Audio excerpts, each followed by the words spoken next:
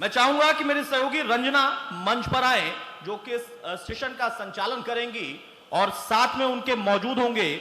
सबसे पहले मैं आमंत्रित कर रहा हूं डॉक्टर वीके सिंह को, जो कि प्रोफेसर हैं, हेड ऑफ डिपार्टमेंट है general medicine, nodal officer TMU Covid hospital के मुरादाबाद के। बहुत स्वागत है सर आपका मंच पर। डॉक्टर अरुण कुमार मिश्रा हमारे साथ इस मंच पर रहेंगे, डीन ऑफ स्टूडेंट्स वेलफेयर, एमएडफीएफ यूनिवर्सिटी मुरादाबाद। डॉक्टर मोहम्मद अवैस हमारे बीच में एमबीबीएस हैं, एमडी चाइल्ड स्पेशलिस्ट हैं, मेडिसिटी हॉस्पिटल मुरादाबाद के। बहुत स्वागत है आपका भी डॉक्टर मोहम्मद अवैस। संदीप शर्मा हमारे साथ हैं, जो कि होटल मैनेजर हैं, जनरल मैनेजर हैं होटल राजमहल के। इन लोगों की भी देखिए, ना सिर्फ इन लोगों के लिए अपने आप में एक होटल चलाने की चुनौती थी, बल्कि उसके बाद कोरोना काल के बाद जब फिर से उस प्रक्रिया को शुरू करना था, तो अपनी दिक्कतों से जूझते हुए लोगों को भी वो सारी सुविधाएं देनी थी। ये भी हमारे साथ मंच पर रहेंगे। तो संदीप शर्मा आपका भी बहुत स्वागत है।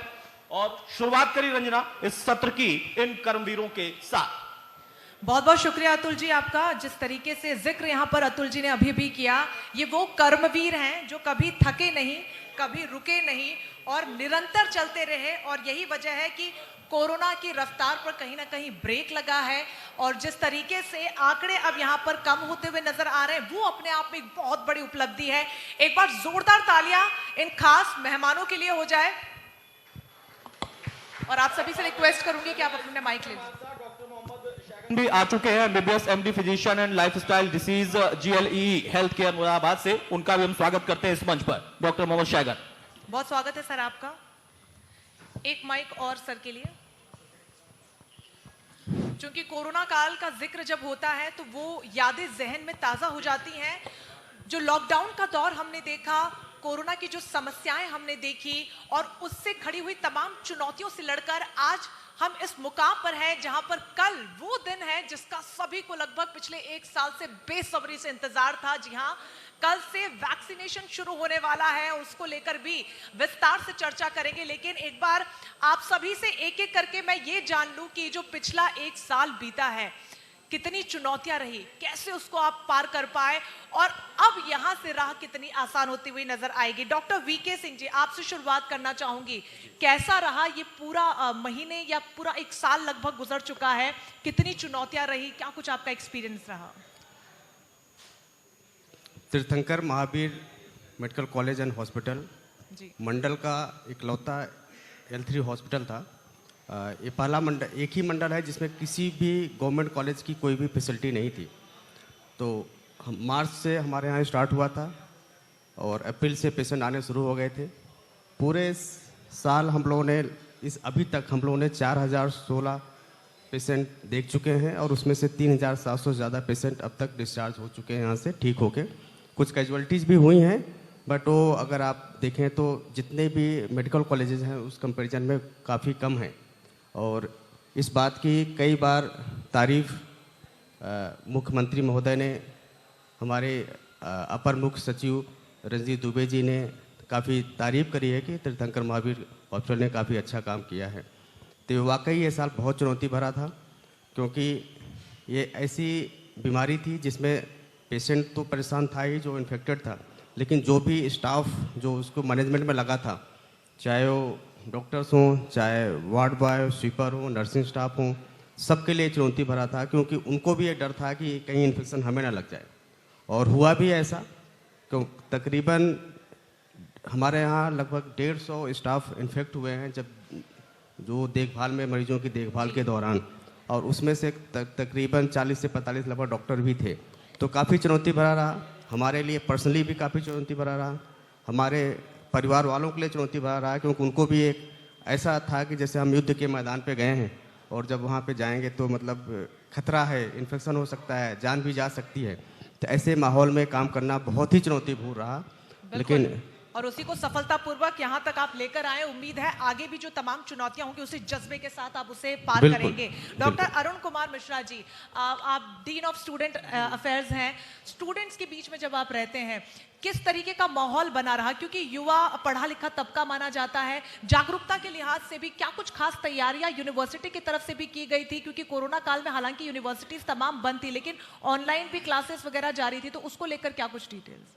देखिए, जब से कोरोना काल की शुरुआत हुई उस समय IFTM विश्वविद्यालय के जो 3 छात्रावास थे, उन तीनों छात्रावास को सोशल कॉज के लिए और जिला प्रशासन के निर्देश के अनुसार हमने क्वारंटाइन सेंटर में परिवर्तित करने के लिए हमने अपना योगदान दिया। और इसके साथ साथ चूँकि ऑनलाइन एजुकेशनल सिस्टम में हम पूरी तरीके से ट्रांसफॉर्म हुए, तो हम लोगों ने सारे मॉड्यूल्स वो डेवलप किए और इनफैक्ट अपने टीचर्स को भी फैकल्टी डेवलपमेंट प्रोग्राम के माध्यम से इतना ट्रेंड कर दिया कि कहीं से कहीं तक बच्चों का जो होलिस्टिक डेवलपमेंट है वो कहीं से कहीं तक सफ़र ना करे। और उसी कड़ी में अब चूँकि बच्चों के प्रैक्टिकल के एक्सपोजर को ध्यान में रखते हुए हम लोगों ने इस तरीके का किया कि एक वीक में किसी एक पर्टिकुलर ईयर को बुलाया और बुला करके हमारे वाइस चांसलर साहब के दिशा निर्देश में हम लोग स्पेशली प्रैक्टिकल पे ज़्यादा फोकस करते हुए, चूँकि थियरी का जो मैक्सिमम पार्ट है वो तो हम लोग ऑनलाइन कवर कर रहे हैं, लेकिन जो प्रैक्टिकल एक्सपोजर बच्चे को होना चाहिए उसके लिए हम लोग फिजिकल फॉर्म में बच्चों को बुला भी रहे हैं और सोशल डिस्टेंसिंग और मास्क ये सारी चीज़ें मैंडेटरी करते हुए हम लोग धीरे धीरे बढ़ रहे हैं। बच्चों में ज़रूर इस बात का था कि भाई कोविड है, कोविड के समय में कैसे आएंगे, लेकिन हम लोगों ने गार्जियंस की कंसेंट लेकर के और सारे प्रोटोकॉल्स जो गवर्नमेंट की एडवाइजरी है और हायर एजुकेशनल डिपार्टमेंट का जो इंस्ट्रक्शंस है वो सारी चीज़ें कंप्लाई करते हुए हम कैसे फॉलो करेंगे जिससे कोविड का बचाव हो सके और बच्चों में कहीं से कहीं तक कोई दिक्कत ना हो, तो इसको फॉलो करके हम लोगों ने स्टार्ट किया है। बिल्कुल, बहुत अच्छा इनिशिएटिव है। जहां पर लॉकडाउन के दौरान तमाम कॉलेजेस यूनिवर्सिटीज बंद रहे तो वहां पर छात्रावास को आपने क्वारंटीन सेंटर बनाया और ये एक बहुत बड़ा पहल के तरीके से देखा जाएगा। अवैध साहब, आप भी जिस तरीके से यहाँ पर काम लगातार करते रहे, आपका हॉस्पिटल निरंतर काम करता रहा, चुनौतियाँ कितनी थी और किस तरीके से एग्जीक्यूट किया, क्योंकि हॉस्पिटल्स ही थे जो सबसे ज़्यादा यहाँ पर बिना फुल स्टॉप के चले जा रहे थे? हमारा हॉस्पिटल मुरादाबाद मेडिसिटी हॉस्पिटल है और जहाँ पर मेनली बच्चों का काम होता है। बच्चों को जो नवजात शिशु होते हैं उनको ICU की ज़रूरत होती है और जो बच्चे अभी पैदा हुए हैं वो तो एक इमरजेंसी है, वो तो बंद हो नहीं सकती है। तो लगातार कोरोना गाइडलाइन को फॉलो करते हुए हमने अपना हॉस्पिटल जो है वो चलाए रखा, ओपन रखा। और जो बच्चों के वैक्सीनेशन है, अब जैसे बच्चों में कोरोना की जो मॉर्टिलिटी है वो कम है और बच्चों में इन्फेक्शन रेट भी कम है, वो इसलिए भी है, इसका एक पार्ट है कि बच्चों में दूसरे वैक्सीनेशन अभी हुए हैं तो थोड़ा बहुत प्रोटेक्शन, क्रॉस प्रोटेक्शन उनको उधर से मिलता रहता है। तो हमने अपनी सारी सेवाएं जो है वो लगातार चलाए रखा। इमरजेंसी में बच्चों की सर्जरी हमारे यहाँ पर होती है, डॉक्टर अबू वैदा है हमारे, तो डेली का जो इमरजेंसी सर्जरी थी वो हम कोरोना गाइडलाइन को फॉलो करते हुए लगातार करते रहे। और ये बहुत मुश्किल था क्योंकि जिसको इमरजेंसी में ज़रूरत पड़ रही है वो तो आपको करना ही पड़ेगा। तो हम इमरजेंसी सर्जरीज़ और जो ICU प्रोसीजर है वो सब करते रहे और टेलीमेडिसिन का भी हमने यूज़ किया और लगातार अपने पेशेंट से कॉल के थ्रू, टेलीमेडिसिन, वीडियो कॉलिंग पे बात करके जो है उनको अपना इलाज कंटिन्यू करते रहे। जी बिल्कुल, और जिस तरीके से इनिशिएटिव लगातार लिए जा रहे थे, खासतौर पे एक ऐसा अस्पताल जहां पर नवजात बच्चों का जन्म होता है, मुश्किलें वहां पर सबसे ज़्यादा होती हैं, उसको संभालना और तमाम प्रिकॉशंस के बीच बखूबी उस काम को करना वाकई तारीफ काबिल है। संदीप जी, आपसे जानना चाहूँगी, चूँकि होटल का आपका व्यवहार है, कोरोना काल में कहीं ना कहीं व्यापार पूरी तरीके से ठप होते हुए भी नजर आए, क्या अफेक्ट उसका पड़ा इस पे?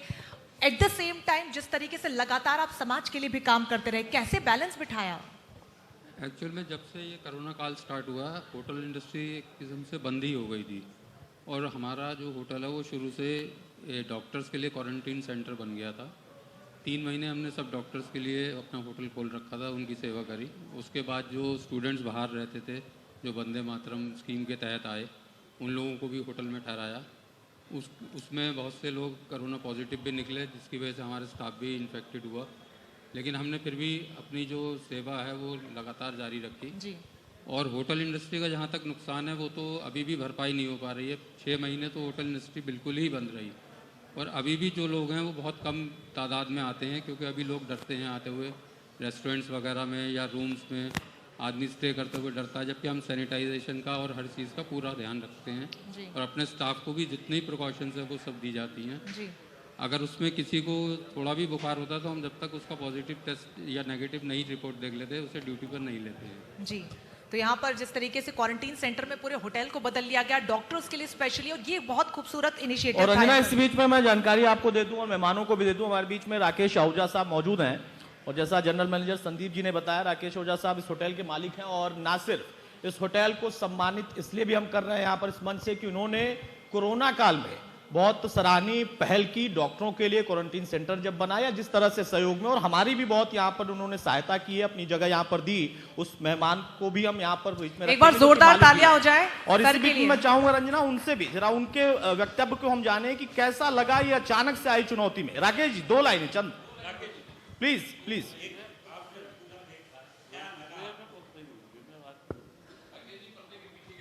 ठीक है, चलिए जोरदार तालियां। ठीक है रंजना, जोरदार continue करें। तालियां तो एक बार बनती हैं एक ऐसे व्यक्ति के लिए जिसने पूरा होटल जो बंद हो चुका था कई लोगों ने क्वारंटीन सेंटर में बदला है, और इससे सहूलियत कहीं ना कहीं हुई है, क्योंकि एक दौर ऐसा भी था जहां पर स्पेस ही नहीं बची थी, मुश्किलात बहुत थे। आप डॉक्टर मोहम्मद शायगन साहब भी हैं हमारे बीच। सर आपसे जानना चाहूंगी, क्योंकि परेशानियां बहुत है, खासतौर पर डॉक्टर्स जो थे उन्होंने सबसे ज्यादा मुसीबतों का यहाँ पर सामना किया। पूरा देश लॉक था लेकिन आप अनलॉक थे, कैसा रहा एक्सपीरियंस? मैं डॉक्टर शाहगान और मैं गली हेल्थ केयर जो कि करूले पर है उसका हेड फिजिशियन हूँ। तो 2 चीज़ें होती हैं, एक कोई बॉक्स है या कोई थाली, उसके सामने सारी चीज़ें रखी हैं, आप देख रहे हैं। एक होता है बॉक्स क्लोज लाइक गिफ्ट, तो ये गिफ्ट आपके लिए पॉजिटिव भी हो सकता है, नेगेटिव भी होता है, यू नेवर नो। तो जो कोरोना आया तो एक पेंडोरा बॉक्स की तरह है। सो जैसे हमने इसको देखते गए, चलते गए, इसमें झांकते गए, तो हमें इसके बारे में नई नई चीज़ें पता चलती गई, और जो मुश्किलात जो आई हमारे सामने वो हमें दिखती रही। तो सबसे ज़्यादा, क्योंकि मैं एक फिजिशियन हूँ, तो फिजिशियन इस लाइन में मतलब बिल्कुल कहिए कि एकदम फ्रंट वॉरियर, बाकी सारा हेल्थ केयर सिस्टम, क्योंकि एडल्ट को सबसे ज़्यादा इफेक्ट करा है, स्पेशली एल्डरली जो मोर देन 60s हैं, या फिर जो पहले से डेबिलिटेटेड पेशेंट्स हैं, कार्डियोवास्कुलर डिजीज से या पहले से लंग डिजीज से सफ़र करें। तो जिस तरीके से गाइडलाइंस गवर्नमेंट की अपडेट होती रही, उसके साथ साथ जो हमारा इंटेलेक्ट है एक मेडिसिन का, हमने उसका प्रयोग किया, और उस इंटेलेक्ट को देखते हुए, और जो वर्ल्ड की स्टडीज़ जैसी से आती रही, चाइना, स्पेन, इस तरीके से, तो गवर्नमेंट की पॉलिसीज जो हैं उसको तो हमने फॉलो किया। मीनवाइल हमने अपना क्लिनिकल स्किल को यूज़ करते हुए अपने पेशेंट्स को उस ट्रीटमेंट पे अपडेट किया, ताकि पेशेंट हमारे स्किल से, क्योंकि ये एक नई चीज़ थी, नोवेल, क्योंकि अपने आप में नई चीज़ है, वी डोंट नो कि क्या है इसके पीछे, मतलब वी आर एक्सपीरियंसिंग इट। अब हम आगे आने वाली जनरेशन को बता सकते हैं, ठीक है, दिस हैपन टू अस, और ये हुआ, and these are the things, लेकिन ये अब हमारे सामने चीज़ें बिल्कुल खुली कि ये सिम्टम्स, ये इस तरीके से, ये डेबिलिटेशन, ये और कोमोबिडिटीज़ इसके साथ हो रही हैं।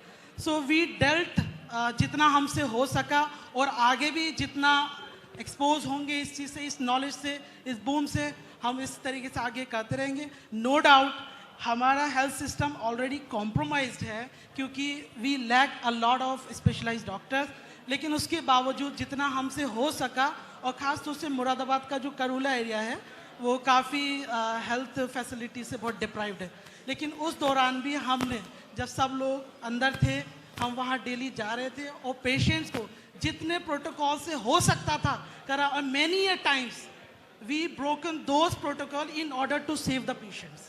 बिल्कुल। और हमने उसके साथ फिर प्रिकॉशन लिए, खुद 7 डेज सेल्फ आइसोलेट हुए, लेकिन हमने फिर उसको छोड़ा नहीं, उसको साथ बिल्कुल। वो कहते हैं ना कि पंखों से कुछ नहीं होता, हौसलों से उड़ान होती है। भले ही आपके पास यहाँ पर सुविधाएं पूरी नहीं थी, लेकिन हौसले बहुत ज़्यादा थे, और बहुत सारे लोगों के हौसले आपके साथ जुड़े हुए थे, और यही वजह है कि कहीं ना कहीं मुरादाबाद का जब जिक्र आता है तो कोरोना की जो रफ्तार है वो एकदम से धीमी पड़ती हुई नजर आ रही है।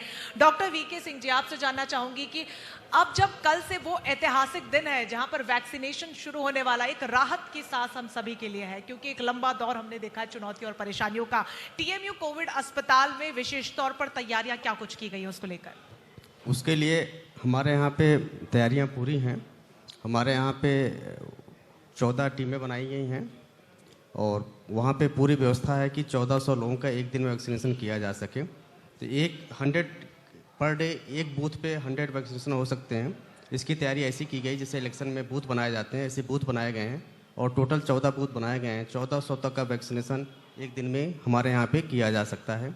कल शुरुआत में सिर्फ अभी 100 लोगों का होना है, एक बूथ पे कल जो डिसाइड किया सरकार ने कि अभी 100 लोगों का ही वैक्सीनेशन होगा कल, और उसमें से हेल्थ डिपार्टमेंट ने जो हमारी लिस्ट हेल्थ वर्कर्स की गई है टीएमयू से, तो उसमें से 100 रैंडम लोगों को सिलेक्शन होगा, उनको मैसेज जाएंगे और उसके बाद वो मैसेज के बाद उनको कल वहाँ पे रिपोर्ट करना है और अपने साथ में उनको सबको आई कार्ड लेके आना है। तो जिन लोगों के पास भी मैसेज पहुँचेगा, जो हेल्थ केयर वर्कर हैं, उनको ध्यान रखना है कि अपना मोबाइल को मैसेज लेके जाएंगे और साथ में अपना एक कोई आइडेंटिटी फ़ोटो आईडी कार्ड लेके ज़रूर जाएं। जी। और एक चीज़ और बताना चाहूँगा कि इसमें कतई कोई डरने की ज़रूरत नहीं है। ये वैक्सीनेशन पूरी तरह से सेफ़ है और सबको 100% लोगों को जाके वैक्सीनेशन कराना चाहिए, क्योंकि ये देखा गया है कि इसमें जो भी इन्फेक्शन हुआ है उसमें एंटीबॉडीज़ बहुत तेज़ी के साथ घटती हैं। जिनको वैक्सीनेशन इन्फेक्शन हो गया उनमें भी, और 6 महीने के बाद एंटीबॉडीज़ ख़त्म हो जाती हैं, तो आपको री इन्फेक्शन होने के पूरे चांसेस हैं। तो सबको जाना चाहिए, जिनको इन्फेक्शन हो गया उनको भी, और जो को नहीं भी हुआ है सबको वैक्सीनेशन कराना चाहिए और सरकार का इसमें पूरा सपोर्ट देना चाहिए। बिल्कुल, लेकिन आप जिक्र कर रहे हैं कि 100 लोगों का एक केंद्र पर वैक्सीनेशन होगा, लेकिन जो ड्राई रन हुआ था वो 25 लोगों पर हुआ था। ऐसे में अब जब वैक्सीनेशन होगा तो किसी प्रकार की परेशानियां सामने नहीं आएंगी? नहीं, बहुत अच्छी तैयारी है। 2-2, 3-3, 4-4 बार इसको ड्राई रन किया गया है। ऑफिशियल ड्राई रन तो हुआ है, अनऑफिशियली भी ड्राई रन हेल्थ डिपार्टमेंट ने किया है, हम लोगों ने खुद किया है। आज भी हमारे यहाँ पे पूरा एक बार हम लोगों ने उसको फिर से चेक किया था, सारे सिस्टम इंटैक्ट हैं कि नहीं है, तो हमें लगता है कि कोई समस्या नहीं आनी चाहिए। इसीलिए सरकार ने प्रिकॉशन लेते हुए भी कल सिर्फ 100 एक बूथ पे, एक सेंटर पे 100 लोगों का ही वैक्सीनेशन कराने का बिल्कुल उम्मीद यही है कि ड्राई रन जितना सक्सेसफुली कंप्लीट यहाँ पर हुआ है, वैक्सीनेशन उससे एक स्तर ऊपर जाके यहाँ पर कंप्लीट हो, जिससे कि लोगों के मन में जो थोड़ा बहुत संशय है कहीं ना कहीं कि वैक्सीन लगवानी है नहीं लगवानी है, वो भी एकदम खत्म हो जाए। अरुण सर, आपसे जानना चाहूंगी, चूंकि आपने अभी भी जिक्र किया था कि कोरोना काल के दौरान आपकी यूनिवर्सिटी ने बड़ा योगदान दिया, जो कि वाकई काबिल तारीफ है। अब जब वैक्सीनेशन शुरू हो रहा है तो उसको लेकर भी क्या कोई खास तैयारी आप लोग की तरफ से की गई हो? वैक्सीनेशन को लेकर के यदि जिला प्रशासन की ओर से या राज्य सरकार की ओर से कोई ऐसा दिशा निर्देश आता है, क्योंकि हमारे यहाँ विश्वविद्यालय प्योरली एकेडमिक यूनिवर्सिटी है, और लेकिन फिर भी यदि कुछ इस तरीके का निर्देश आता है कि हमें ये स्पेसिफिक प्रोटोकॉल बनाने हैं या ये तैयारियां की जानी हैं, तो हम जरूर उसके बारे में सोचेंगे और उस पर खरा उतरेंगे। इनफैक्ट जब गवर्नमेंट की ओर से जो इंस्ट्रक्शन रहा है, इनफैक्ट मैं आपको अभी हॉस्टल के बारे में बता रहा था, तो एक बात और भी बताना चाहा कि जब वो डॉक्टर्स की टीम को भी कहीं से कहीं तक कोई प्रॉब्लम ना होने पावे, तो यूनिवर्सिटी के मैनेजमेंट ने स्वयं ही ये एक इनिशिएटिव लेते हुए डॉक्टर्स के लिए हमने अपने यूनिवर्सिटी का पूरा गेस्ट हाउस भी एलोकेट कर दिया कि जिसे उन्हें कंफर्टेबल वे में वो स्टे कर सकें और जो भी कोविड के सस्पेक्ट्स हैं या पेशेंट्स हैं तो उनका ट्रीटमेंट हो सके। इन पैरेलल हमने यूनिवर्सिटी की जो डिस्पेंसरी है, उस डिस्पेंसरी को भी इसी पर्पज़ के लिए सुपुर्द कर दिया, जिससे कहीं से कहीं तक समाज में, चूँकि ये परेशानी विश्व में है, एक एक व्यक्ति परेशान है, तो आगे आकर के बढ़ करके खुद ही जो है जिम्मेदारी लेने वाली बात है, तो हम लोग उसमें खूब आगे बढ़ करके काम किए। और इनफैक्ट इसमें प्रशासन का भी जो है दिशा निर्देश रहा। तो जैसा आपका प्रश्न था कि वैक्सीनेशन चूँकि कल से स्टार्ट हो रहा है और इस दिशा में हमें क्या करना है, तो प्रशासन की ओर से या राज्य सरकार की ओर से यदि कोई दिशा निर्देश जारी होता है तो हम निश्चित रूप से उसका बिल्कुल, पालन लेकिन एक करेंगे। यूनिवर्सिटी के तौर पर जागरूकता बहुत ज़्यादा ज़रूरी है, क्योंकि कहीं ना कहीं वैक्सीन को लेकर, जैसे कोरोना को लेकर शुरुआती दौर में बहुत ज़्यादा कंफ्यूजन था, लोग मानने तक को तैयार नहीं थे कि ऐसी कोई महामारी भी है। ऐसे में जब वैक्सीन आई है, वैक्सीनेशन की प्रक्रिया शुरू हुई है, अभी भी लोगों के मन में कहीं ना कहीं कंफ्यूजन है और शायद ग्रामीण क्षेत्र के लोग अभी भी वैक्सीन लगवाने को तैयार ना हो, तो जागरूकता एक बहुत इंपॉर्टेंट टूल हो जाता है। उसको लेकर कोई विशेष तैयारी? हाँ, मैं एक जरा सा जानकारी देना चाहूँगा। हमारी यूनिवर्सिटी ने आसपास की परिधि के 5 गांवों को गोद लेने का काम किया है, और जब से ये कोरोना काल रहा है तब से सूखा राशन वितरण या और भी जो मास्क का वितरण या सैनिटाइजेशन का, ये सारी चीज़ें हम लोग करते रहे हैं। किसान गोष्ठी और ये सारी चीज़ें ऑनलाइन और वर्चुअल मोड से जो भी हम लोग कराए, तो उसमें जो भी गवर्नमेंट के दिशा निर्देश रहे हैं, जन जन तक वो चीज़ें पहुँच सकें, इसके लिए हम लोगों ने कई सारे वेबिनार भी आयोजित किए।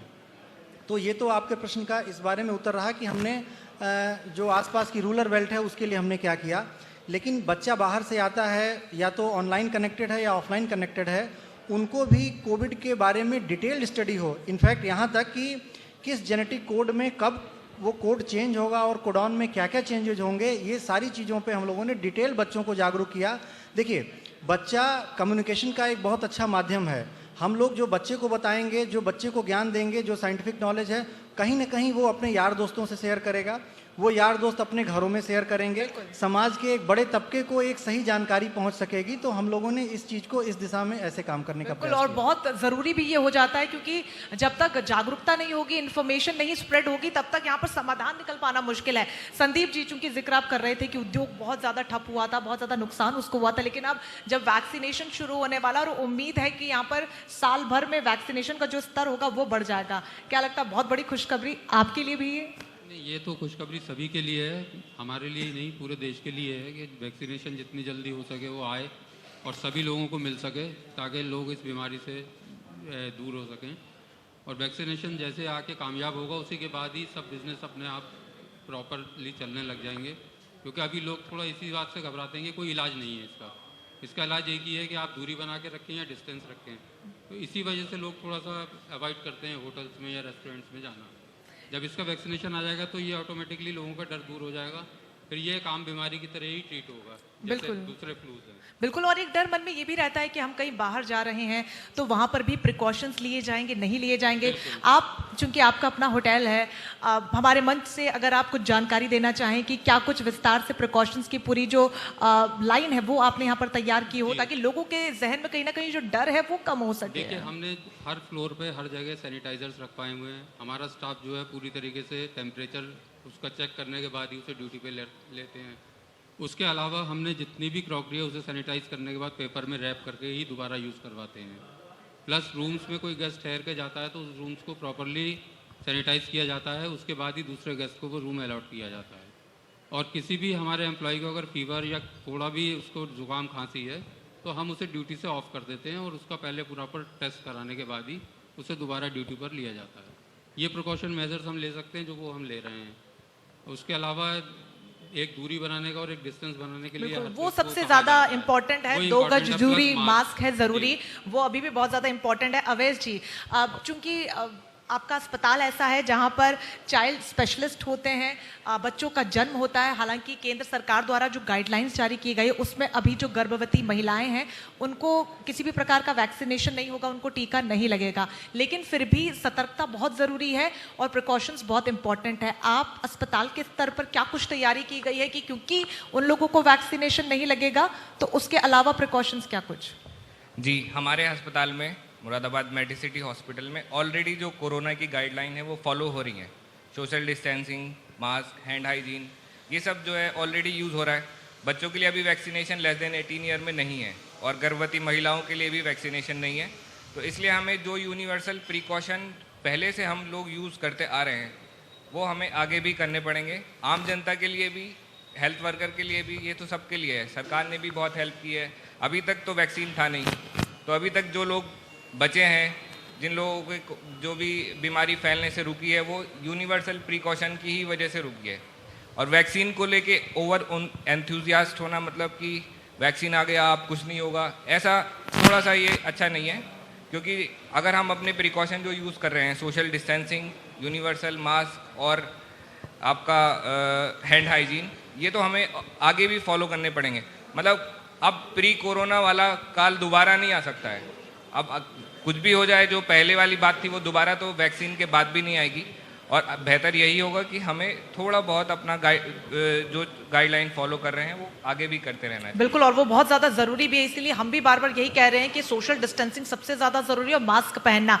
आप शायगान साहब, आपसे जानना चाहूँगी, थोड़ा सा हंसी मुझे इसलिए आ रही है क्योंकि रिंगटोन्स को लेकर खासे परेशान थे लोग। पहले खांसी की रिंगटोन आती थी, फिर सुपरस्टार बिग बी की आवाज़ में वो जानकारी देते थे कि सिर्फ हमारे देश में ही नहीं विश्व भर में कोरोना तेजी से फैल रहा है। और अब गाइडलाइंस जो नई जारी हुई है, कल के बाद से जब वैक्सीनेशन शुरू होगा, एक नई रिंगटोन सुनने को मिलेगी जिसमें वैक्सीनेशन को लेकर जानकारी होगी और आने वाले समय में जो तमाम कार्य होंगे उसको लेकर। तो ये रिंगटोन क्या वाकई में परेशान करने वाली थी या इसने भी एक महत्वपूर्ण योगदान यहाँ पर दिया है लोगों को जागरूक करने में? देखिए, अगर रिंगटोन से रिलेटेड पूछेंगे आप तो it may be irritated for me कि मेनी टाइम्स, क्योंकि क्या होता है कि हमें पेशेंट रिलेटेड कॉल्स करनी होती हैं। Many times we are in emergency, तो हमें कई मरतबा पेशेंट के वाइटल्स या उसकी स्टेबिलिटी या उसके बारे में उसके जानना बहुत ज़्यादा ज़रूरत है। So this can be a nuisance for me, but in general मैं नहीं समझता कि ये गैर ज़रूरी है, बल्कि काफ़ी हद तक ज़रूरी है। क्योंकि हमारी जो रूरल पॉपुलेशन है उसके लिए अवेयरनेस के माध्यम ये बहुत ही अच्छा माध्यम, क्योंकि the number of mobile user excessive, तो ये एक चीप और बहुत ही इफ़ेक्टिव वे है मतलब अपने आप को प्रमोट करना।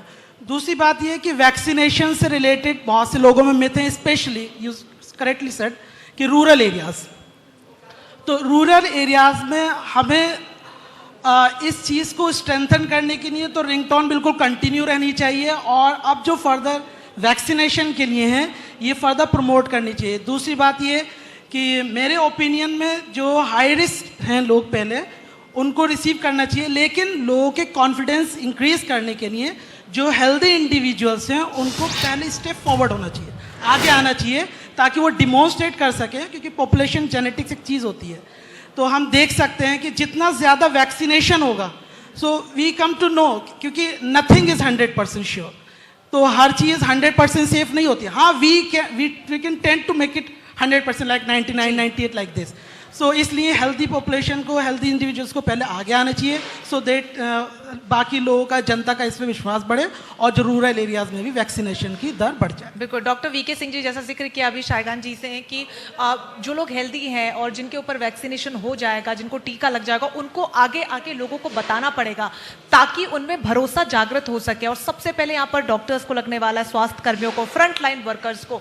अगर आप लोगों को टीका लगता है तो क्या कुछ आगे की तैयारी है लोगों को जागरूक करने के लिए, क्योंकि सबसे पहले तो अस्पतालों में ही पहुंचेंगे मरीज? जी बिल्कुल, हेल्थ वर्कर को ही लगने वाला है। शुरू में जो सरकार ने पूरी पॉलिसी बनाई है, पहले फेज में उनको हेल्थ वर्कर को लगाना है, सेकंड फेज में 50 एंड एबव वालों को लगाना है जी। उसके बाद फिर आम पब्लिक को लगने वाला है। तो हेल्थ वर्कर को लगाने के बाद, क्योंकि कुछ भी साइड इफ़ेक्ट होता है, कुछ भी प्रॉब्लम होती है, तो हेल्थ वर्कर ज़्यादा सेंसिटाइज हैं, उन्हें पता है कैसे उनको प्रिकॉशन लेने हैं, कैसे इसको प्रिवेंट करना है। तो वैसे तो उम्मीद नहीं है कि ऐसा कुछ होगा, अगर होता भी है तो इसके लिए हम पूरी तरह से तैयार हैं। जहाँ भी वैक्सीनेशन लग रहा है वहाँ पे इसके लिए जो रिएक्शन होते हैं उसके लिए पूरी व्यवस्था है, सरकार ने पूरी व्यवस्था कर रखी है।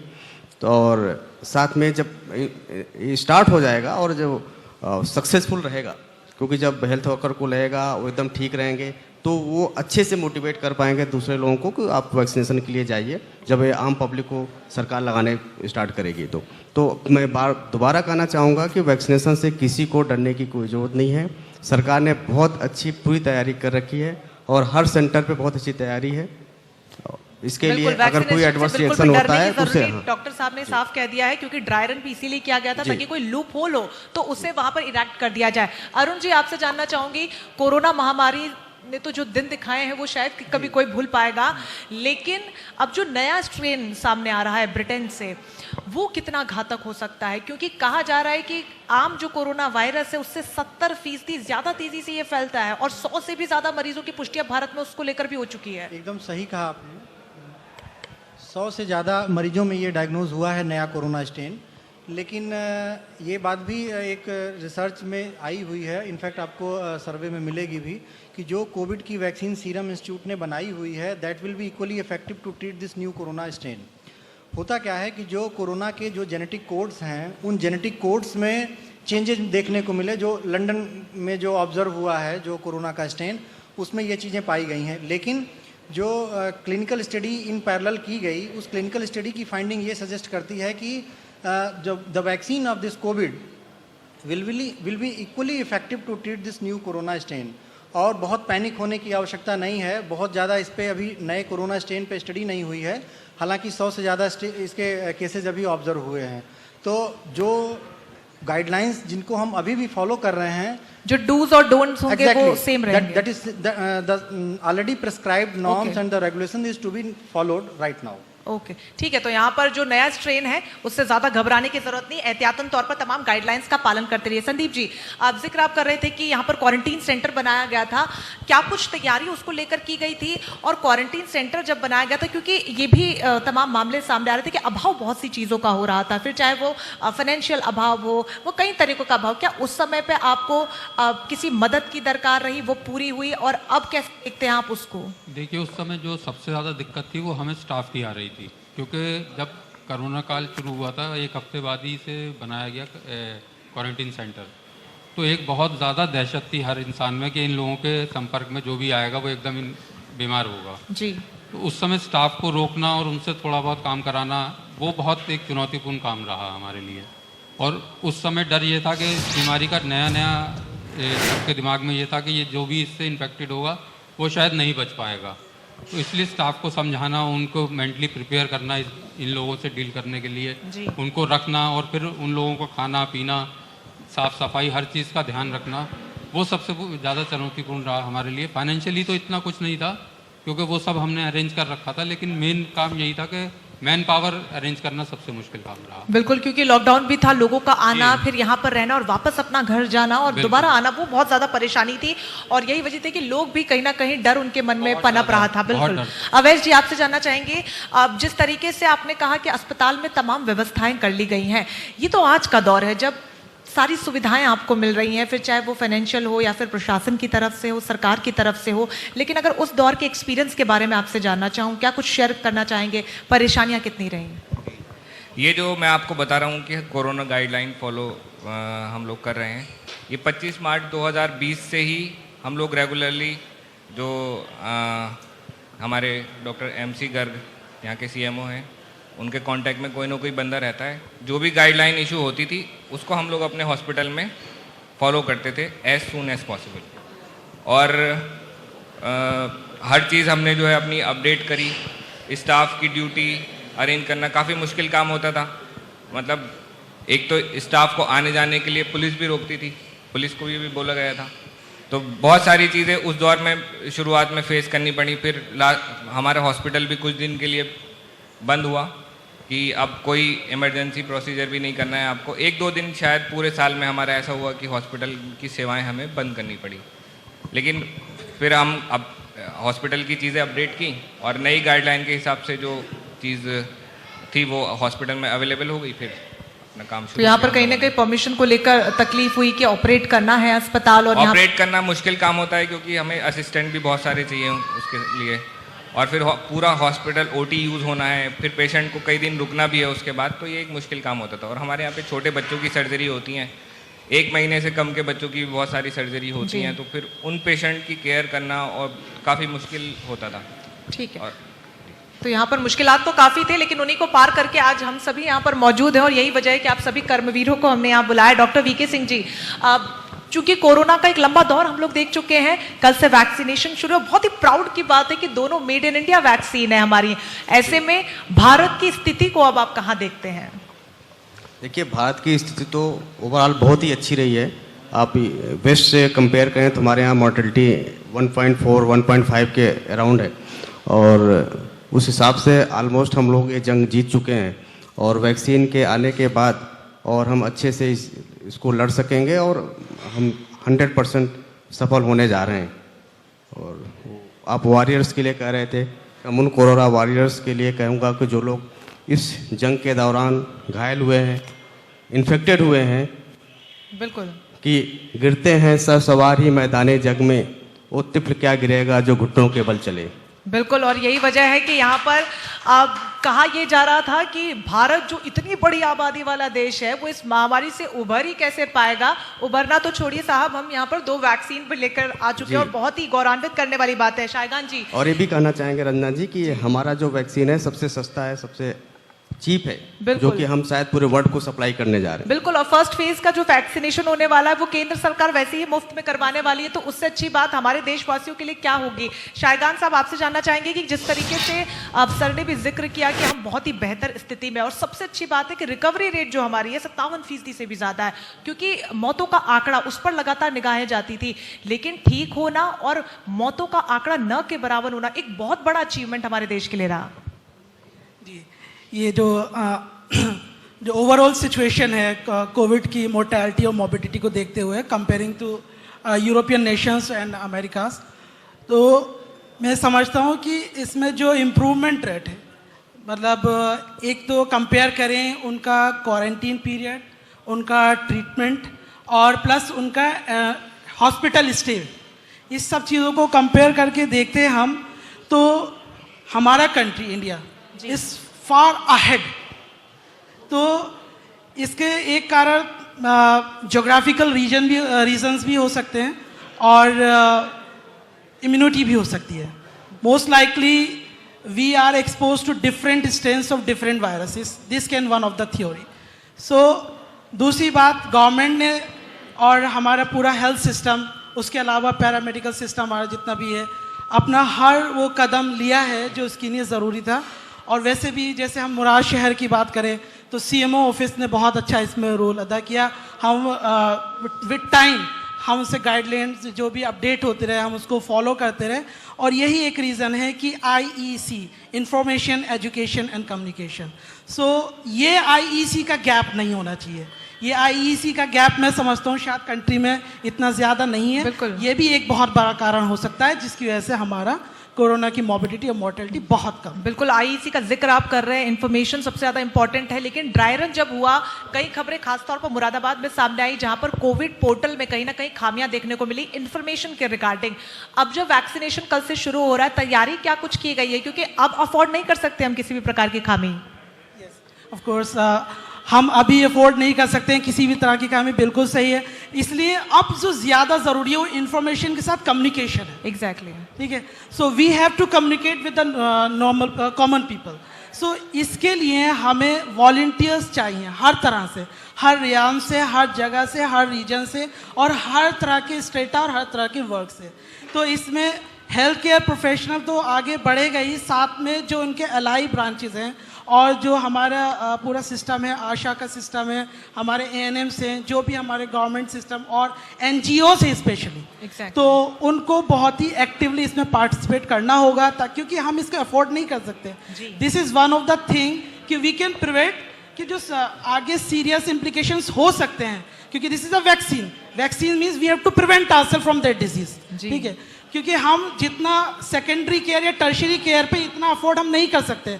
हमें प्राइमरी या प्राइमोर्डियल केयर पे ही वर्क करना है, क्योंकि यही सबसे चीप और सबसे इफेक्टिव होता है. That's why we have to strengthen the information communication. जी बिल्कुल, यहाँ पर ज़रूरत उसी की है. अरुण सर जी, आपसे जानना चाहूँगी, जिक्र सर कर रहे हैं यहाँ पर कम्युनिकेशन का बहुत ज़्यादा इंपॉर्टेंट है. और चूंकि यूनिवर्सिटी से आप यहाँ पर बिलोंग करते हैं, आप स्टूडेंट्स को लेकर कोई खास इनपुट दिया जा रहा है? क्योंकि नुक्कड़ नाटक के जरिए भी लोगों को बहुत ज़्यादा इन्फॉर्मेशन यहाँ पर पास करवाई जाती है.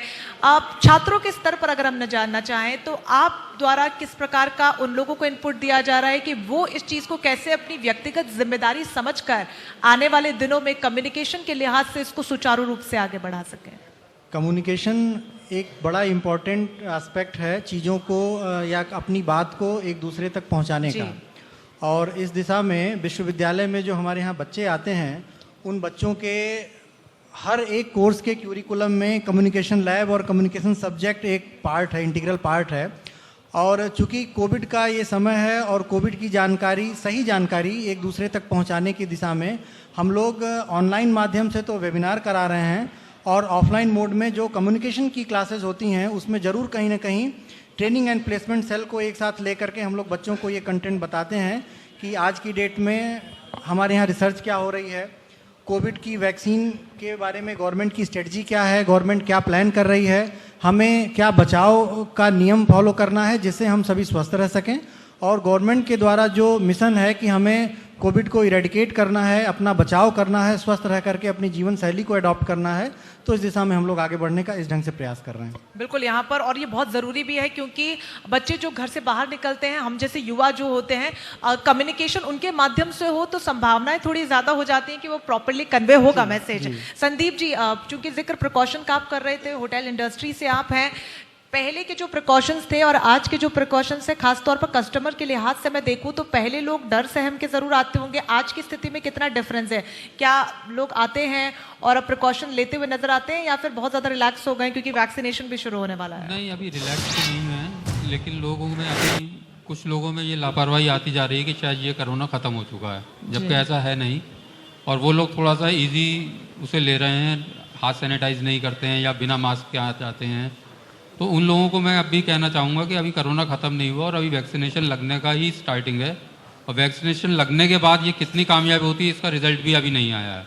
जब तक हम वैक्सीनेशन को फुल प्रूफ ना मान लें तब तक हमें ये लापरवाही नहीं बरतनी चाहिए, और वो भी वैक्सीनेशन लगने से पहले बिल्कुल भी नहीं. लोग अब इसे थोड़ा सा हल्के में लेने लग गए हैं, ये सोचकर कि जैसे कोरोना से हमें मुक्ति मिल गई है, जबकि ऐसा है नहीं। कोरोना अभी वैसा ही है जैसे पहले था, और एक उसका नया आपने बताया वर्जन जो आने वाला है वो और भी डेंजरस है। जी। तो पता नहीं वो किसको इन्फेक्टेड करे किसको नहीं करे, तो इसलिए अभी हमें सभी चीज़ों का पालन उसी तरीके से करना चाहिए जैसा हम अप्रैल मई में कर रहे थे। बिल्कुल। तो आपके होटल की तरफ से कोई खास पॉलिसीज बनाई गई हैं कि अगर आप बिना मास्क के आते हैं या फिर आपका टेम्परेचर हाँ। सर्टेन नहीं होता है तो जी। आपको एंट्री नहीं दी जाएगी? बिल्कुल, हमारे गार्ड बाहर खड़े रहते हैं। अगर टेम्परेचर जो है 91 92 से ऊपर जा रहा है किसी का, तो हम उसे एंट्री नहीं देते हैं, उसको मना कर दिया जाता है। जी। प्लस अगर कोई मास्क पहन के नहीं आता तो उसको मास्क के लिए बोला जाता है। अगर उसके पास नहीं है तो हम अपना मास्क प्रोवाइड करा देते हैं, नया मास्क उसको, कि आप इसे पहन के अंदर आइए। जी। प्लस सैनिटाइज़र हमने जगह जगह ला रखे हैं और उनको कहा जाता है कि प्लीज़ हाथ सैनिटाइज कीजिए। जो ये 2-3 चीज़ें ये हम हर कस्टमर से कहते हैं, अगर कोई नहीं इसको फॉलो करता तो। और जो लोग कर रहे हैं वो बहुत अच्छी बात है, और नहीं कर रहे तो मेरा सबसे यही कहना है कि अभी कोरोना ख़त्म नहीं हुआ, आप इसे हल्के में ना लें। जी। पूरी सावधानी बरतें और पूरी तरीके से सैनिटाइज करें, हाथ मास्क लगाएं, और सोशल डिस्टेंसिंग जो बहुत ज़रूरी है वो बिल्कुल रखें। बिल्कुल। अभी तो महायुद्ध में आगाज ही हुआ है, फतेह किले को करना अभी बचा है। अवेश जी, आपसे जानना चाहूंगी, वैक्सीनेशन को लेकर कोई खास प्रकार का योगदान आपकी तरफ से, आपके हॉस्पिटल की तरफ से? हमारे हॉस्पिटल की तरफ से वैक्सीनेशन का जितना भी हम लोग प्रचार प्रसार कर सकते हैं वो लोग बता रहे हैं। और दूसरा जो एडवर्स इवेंट को लेके, जो वैक्सीनेशन के बाद होने वाली प्रॉब्लम्स हैं उसको लेके लोगों के दिल में काफ़ी ज़्यादा डर अभी भी बना हुआ है, तो उससे लोगों को सतावना दे रहे हैं कि भाई ऐसा कुछ बहुत ज़्यादा डरने की ज़रूरत नहीं है। अभी वैक्सीनेशन हमारे यहाँ रेगुलर एक प्रोसीजर है, छोटे बच्चों का सबका वैक्सीनेशन बहुत सारी दुनिया भर की बीमारी के लिए होता है। हल्का फुल्का बुखार उसमें सभी बच्चों को आ जाता है। अब उस बुखार के लिए वैक्सीनेशन तो बंद नहीं कर सकते, तो जहाँ तक उम्मीद है कोरोना से छोटी मोटी कोई बुखार टाइप का हल्का फुल्का होगा, उससे ज़्यादा कुछ प्रॉब्लम किसी को नहीं आने वाली है।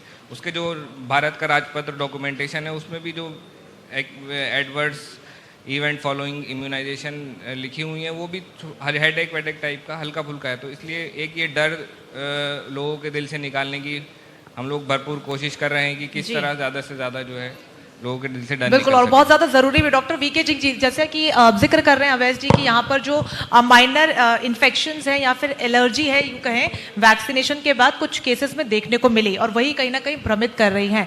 अब 2 डोज लगेंगे वैक्सीनेशन के दौरान, चूंकि आप पेशे से ही डॉक्टर हैं, तो आपसे फुल इन्फॉर्मेशन, हमारे दर्शक भी देख रहे हैं आपको इस समय, जानना चाहेंगे कि अगर किसी को टीका लगता है उसके तुरंत बाद उसको कोई एलर्जी देखी जाती है माइनर या मेजर किसी भी प्रकार की, क्या दूसरी डोज भी उसको लगेगी फिर? नहीं, देखिए, अगर कोई माइल्ड रिएक्शंस तो वैक्सीन के बाद होते ही हैं। बच्चों को भी जब वैक्सीन लगता है तो फीवर, माइल्ड फीवर आ जाना 1-2 दिन में, लोकल साइट पे जहाँ इंजेक्शन लगना वहाँ पे पेन हो सकता है, थोड़ा बॉडी एक, हेडेक, इस तरह के माइल्ड सिम्टम हो सकते हैं।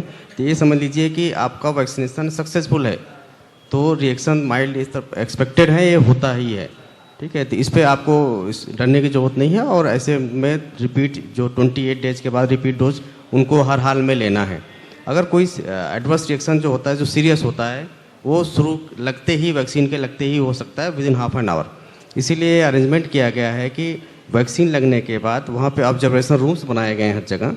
उस ऑब्जर्वेशन रूम में पेशेंट को, स्टाफ को वहाँ पे, स्टाफ की निगरानी में रहेगा, वहाँ पे डॉक्टर्स होंगे, और जिनको भी वैक्सीन लगेगा वहाँ पे आधे घंटे ऑब्जर्वेशन रूम में रहना है पहले, उसके बाद ही वहाँ से जाएंगे। तो जो सीरियस रिएक्शन होते हैं वो लगने के कुछ मिनटों के अंदर ही होते हैं, इसलिए आपको प्रिकॉशन लेते हुए आधे घंटे का ऑब्जर्वेशन की व्यवस्था इसीलिए की गई है इस वैक्सीन में, क्योंकि इसमें बहुत ज़्यादा स्टडीज़ नहीं हुई हैं। तो हम कोई भी हेल्थ सरकार भी इसमें रिस्क नहीं लेना चाहती है, इसीलिए सिस्टम बनाया गया कि आधे घंटे आपको ऑब्जर्वेशन में रुकना है आफ्टर वैक्सीनेशन।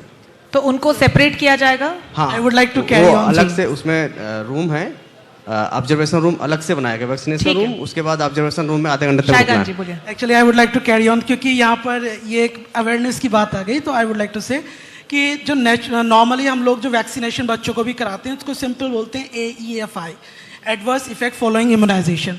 तो ये एक बहुत ही मामूली सी चीज़ है, ऐसा कुछ नहीं। फॉर एग्जाम्पल आप पानी भी पीते हैं, कोई कहते हैं ठंडा पानी पी के मुझे खांसी हो गई लाइक दिस, तो एक होता है इफेक्ट और एक होता है साइड इफेक्ट।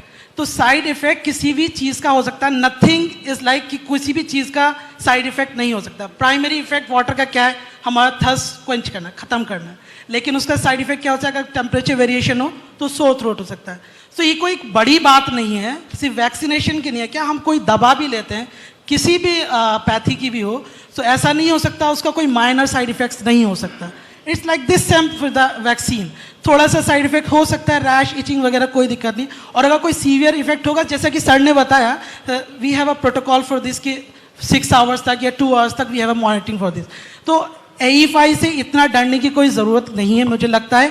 अगर कोई सीवियर होगा भी तो उसके लिए मॉनिटरिंग का इंतज़ाम है, और इसको इस तरीके से बहुत खतरनाक चीज़ ना बिल्कुल, समझें। वैक्सीनेशन जितना इंपॉर्टेंट है उतना ही इंपॉर्टेंट टॉपिक ये भी है, उसको स्टोर कैसे करके रखना है। स्टोरेज को लेकर क्या कुछ खास तैयारियां की गई हैं मुरादाबाद का अगर जिक्र करूँ तो?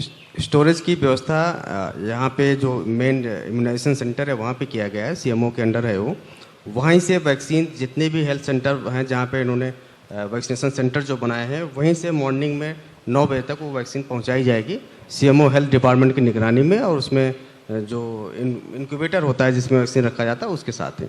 तो उसकी पूरी व्यवस्था है, वो हर दिन पहुंचाई जाएगी? जी, सुबह पहुंचाई जाएगी जी बिल्कुल। यहाँ पर जैसे हर दिन यहाँ पर वैक्सीनेशन जो मेन स्टोरेज सेंटर एक जगह पे बना हुआ जहाँ इम्यूनाइजेशन सेंटर है डिस्ट्रिक्ट का, वहाँ से वहीं से सारी जगह सप्लाई की जाएगी मॉर्निंग में। जी बिल्कुल, राइट फ्रॉम एयरपोर्ट से सप्लाई होना, फिर उसका अलग अलग केंद्रों पर जाना, और फिर वैक्सीनेशन सेंटर पर पहुंचना, उसको लेकर शायगल साहब यहाँ पर पूरी एक चेन बना ली गई है। और उम्मीद है कि जब कल से वैक्सीनेशन शुरू होगा तब जो थोड़े बहुत कहीं ना कहीं लूप होल्स ड्राई रन के दौरान देखने को मिले थे वो भी इरेडिकेट हो जाएंगे, खत्म हो जाएंगे। आप सभी का बहुत बहुत शुक्रिया इस चर्चा का हिस्सा बनने के लिए, क्योंकि जिस तरीके से कोरोना काल हमने देखा है, एक महामारी का दौर हमने देखा है, लेकिन कल वो ऐतिहासिक दिन है जब वैक्सीनेशन शुरू हो जाएगा। और बहुत प्राउड के साथ एक भारतीय होने के नाते मैं कहूंगी, जहां पर कई खबरें ऐसी सामने आई कि इतना बड़ा देश है आबादी वाला, जहां पर महामारी से निकल पाना ही मुश्किल होगा, तो वहां पर हम अपनी 2 खुद देश में तैयार की हुई वैक्सीन के साथ यहां पर कल बिल्कुल तैयार है देशवासियों को वैक्सीन लगाने के लिए। आप सभी का बहुत बहुत शुक्रिया इस चर्चा का हिस्सा बनने के लिए। Thank you. Thank you. Thank you.